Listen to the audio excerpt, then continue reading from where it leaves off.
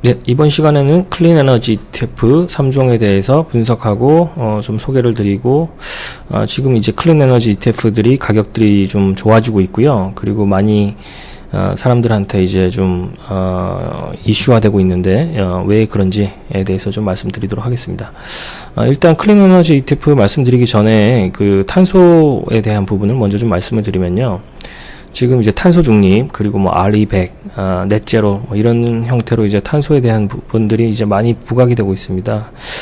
과거에 우리가 이제 알고 있던 이 부의 시작, 이제 뭐 산업화 때는 이제 탄소를 얼마만큼 뭐 많이 배출하느냐 안 하느냐 이게 중요하지 않았죠. 오히려 탄소를 많이 배출하던 회사들이나 기업인들이 많은 부를 축적을 했습니다. 그럼 뭐 예를 들어서 뭐 미국의 1800년대에 이제 뭐 밴더빌트라는 사람이라든지 그 다음에 뭐 록펠러라든지 이제 뭐 카네기 이런 분들 뭐 이름 한 번씩은 들어보셨을 겁니다. 예, 이런 분들은 다 사실은 이제 탄소를 굉장히 많이 배출하는 형태로 해서 이제 돈을 버신 거고요. 이게 산업화의 시작이죠. 그리고 최근에까지 이제 뭐 있는 회사긴 하지만 헨리 포드 같이 자동차를 통해서 이제 성공하신 분들도 있고요. 그래서 이때 이제 많은 부를 잃었던 분들 보면은 대부분 이제 탄소와 관련해서 탄소 배출로 돈을 버셨다고 볼 수가 있고, 이때 뭐 밴더빌트 같은 분은 미국 GDP의 1.5%에 달하는 규모로 버셨다고 해요, 유산을.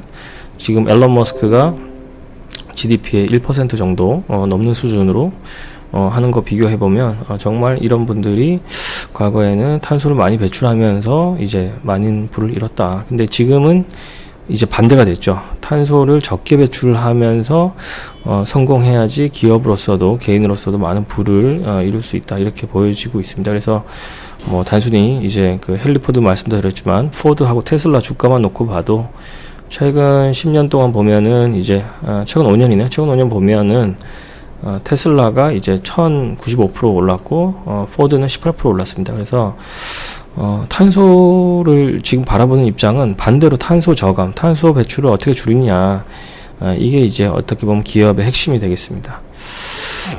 그런 측면에서 저희가 이제 클린 에너지 관련된 투자도 좀 고려를 해야 된다, 이렇게 말씀드릴 수가 있고요. 대표적인 ETF가 요 3종입니다. 이제 미국에 이제 상장된 ETF들이고요. ICLN, TAN, QCLN 이렇게 세 가지가 되겠습니다. 그래서 요 세 가지 ETF가 가장 대표적인 클린 에너지 ETF가 되겠고요. 순자산이 지금 ICLN 같은 경우는 5.6, 그 다음에 TAN 같은 경우는 3빌리언 가까이 되고요. QCLN은 2.38빌리언 정도 됩니다. 그래서 상장한 연도도 2008년도, 2007년도 상장을 해서 굉장히 좀 트랙 레코드가 긴 ETF들이 되겠고, 운용사들도 이제 대형 운용사들의 이제 대표적인 클린 에너지 ETF가 되겠습니다. 그래서 ICLN은 S&P 글로벌 클린 에너지 인덱스를 쓰는 거고요, 패시브하게. 그 다음에 TAN은 솔라, 인베스코 솔라 포트폴리오 ETF입니다. 그래서 이거는 이제 태양광 쪽에 좀 더 집중해서 투자하는 ETF가 되겠고요. QCLN도 이제 나스닥 클린 에너지 그린 에너지 인덱스를 추정하는 그런 이제 패시브한 ETF가 되겠습니다. 과거 이제 트랙 레코드를 보면은 지금 올해 연초 이후로 보면은 TAN의 트랙 레코드가 제일 좋습니다. 12.59%고요. ICLN, QCLN도 이제 뭐 다른 그 인덱스 대비해서 나쁘지 않지만 올해는 TAN이 좀 좋았다. 그리고 과거 10년 정도 성과를 보면은 QCLN이 제일 좋았습니다. 591% 정도 수익률이 됩니다. 예. 그리고 최근 3개월 수익률도 굉장히 좋고요. 그래서 그 S&P 500하고 나스닥 대표 ETF하고 비교를 해보시면 이 세 가지 이 ETF들이 뭐 최근 3개월이든 뭐 1년이든 뭐 장기 그래프로 봐도 나쁘지가 않습니다. 그래서 뭐 저희가 장기 수익률을 보면은 이제 나스닥이 굉장히 좋았기 때문에 뭐 나스닥을 따라잡을 수 있는 ETF가 많지는 않거든요. 예, 그런데 이제 QCLN이나 TAN 같은 경우는 나스닥보다도 좀 좋았다, 이렇게 성과상으로는 그렇게 말씀드릴 수가 있겠습니다. 이 세 가지 ETF의 이제 성과가 조금씩은 차이가 나는데요. 예, 그 가장 큰 이유는 이게 이제 섹터하고 국가 비중입니다. 예, 보시면은 ICLN 같은 경우는 이제 미대륙, 북미, 남미 비중이 60%고요. 아시아가 16.9%입니다. 예. 그런데 TAN 같은 경우는 북미 비중, 북남미 비중 64%인데 아시아가 20%가 넘고요. 유럽이 좀 적습니다. 반면에 QCLN 같은 경우는 미국이 76%, 캐나다가 2%. 그래서 북미 비중이 QCLN이 제일 높고요. 그래서 최근 10년 동안의 수익률이 제일 좋았던 게 QCLN이라는 걸 보면 아무래도 미국 주식이 제일 좋았죠. 예, 그래서 미국의 비중이 많은 QCLN이 최근 10년은 좀 좋았다, 이렇게 보여질 수도 있고요. 최근에 이제 TAN이 올해는 제일 좋았잖아요. 그래서 TAN을 놓고 보면은 아시아 비중이 높은 그런 이제 포트폴리오도 나쁘지 않았다, 이렇게 보여질 수가 있습니다. 그래서 TAN은 태양광 기업에만 좀 집중하는 그런 포트폴리오가 되겠고요. 그러다 보니까 이제 중국, 대만, 홍콩이라든지 이런 아시아 국가들이 많이 들어갑니다.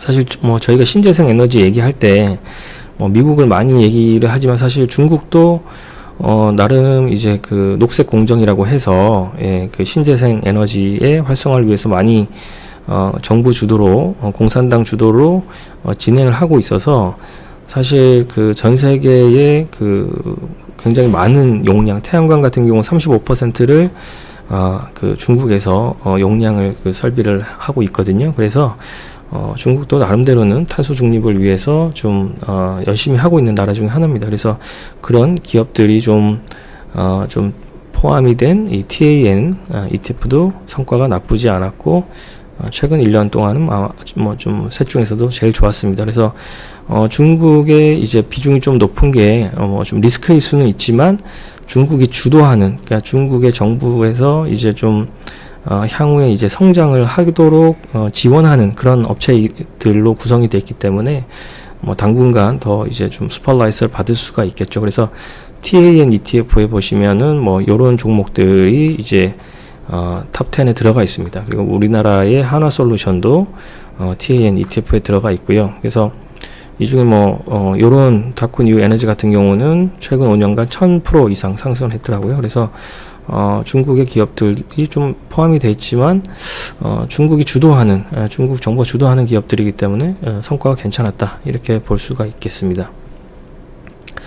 그러면 이 클린 에너지 ETF들이 지금 최근 성과가 좋은 이유, 제가 크게 한 두 가지 정도로 정리를 해봤는데요. 첫 번째로는 이제 지금 유가가 굉장히 높죠. 그래서 고점 대비해서 좀 조정을 받긴 했지만 90불 수준에서 왔다 갔다 하고 있는데 굉장히 과거 대비해서는 높은 수준인 거는 맞습니다. 그래서 신재생 에너지가 기술 발전을 통해서 발전 단가도 꾸준히 하락을 하고 있어요. 그런데 이거를 이제 궁극적으로는 이제 원유를 대체를 해야 되는데, 이 원유가가 올라가면 올라갈수록 이 신재생 에너지에 대한 수요가 많아집니다. 예, 신재생 에너지로 더 빨리 대체를 하고 싶어 하는 거죠. 그래서 그런 고유가가 지속이 되는 게 신재생 에너지, 클린 에너지한테는 오히려 좀 득이 되고 있다. 이런 주식이 좀 더 이제 각광을 받을 수 있다, 이렇게 말씀을 드릴 수가 있습니다. 일례로 이제 미국 전기 생산을 보시면은 과거 2010년도에는 이게 신재생 에너지가 10%였는데 지금 22%까지 올라왔어요. 그리고 내년에도 계속 올라가는 걸로 예상을 하고 있는데, 그래서 이런 형태로 해서 미국 내에서도 신재생 에너지 비중이 계속 늘어나고 있다. 그래서 신재생 에너지에 대한 수요는 계속 커지고 있다. 그 와중에 고유가가 오히려 신재생 에너지에 좀 도움이 된다, 이렇게 볼 수가 있습니다. 또 하나는 이제 미국의 인플레이션 감축법이 이제 통과가 됐죠. 그래서 이 인플레이션 감축법을 보면은 여러 이제 법안이 있지만 그 중에서 가장 큰 거는 이제 신재생 에너지입니다. 신재생 에너지에 가장 많은 이제 돈을 쏟아붓고 있는데, 온실가스를 일단 감축을 해야 되는 거죠. 40%나 감축을 해야 되는데, 그걸 하기 위해서 이제 돈을 쏟아붓는 거죠. 그게 이제 친환경 에너지 발전 지원입니다. 그래서 태양광 패널이라든지 풍력 터빈, 이런 업체들한테 세액 공제하고 인센티브를 주고요. 이제 가정에서는 이제 지붕에 태양열 설치 시 세금 공제라든지 이런 여러 가지 예산을 쓰도록 돼 있습니다. 그래서 이런 이제 감축 법안을 쓰므로 인해서 태양광 관련 또는 신재생 관련 기업들이 좀 더 매출이 늘어날 수 있는 그런 여지가 되겠습니다. 그래서 이런 산업 자체가 성장할 수 있는 제도적, 정책적 기반이 만들어졌다. 이렇게 말씀드릴 수가 있겠습니다. 리스크는 이 반대입니다.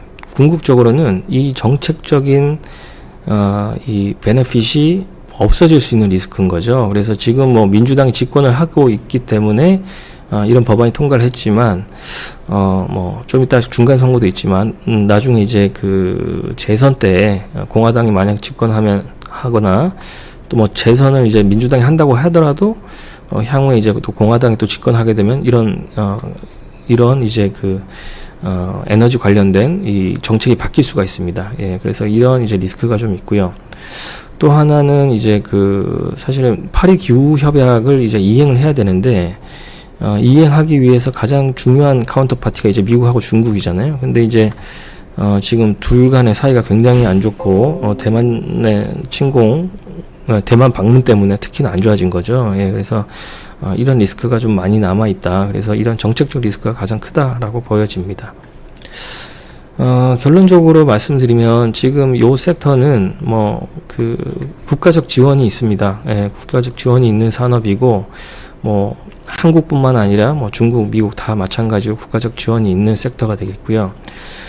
그리고 이제 그 뭐 고유가에 대한 의존도를 탈피해야 되는 그런 이제 뭐 시대적인 그 흐름도 있고, 그리고 글로벌 기후 변화에 대응해야 된다는 여러 명분이 있습니다. 그래서 정치인들이 나올 때 캐치프레이즈로 강조할 수밖에 없는 그 섹터가 되겠죠. 그래서 궁극적으로 이제 넷째로 탄소 중립으로 가기 위한 방향이 크게는 잡혔기 때문에 현재는 좀 성장하는 산업이라고 말씀을 드릴 수가 있겠습니다. 그래서 뭐 어떤 특정 종목을 고르는 게 어렵다면 이런 이제 패시브한 ETF를 통해서 투자를 하시는 것도 괜찮을 것 같고요.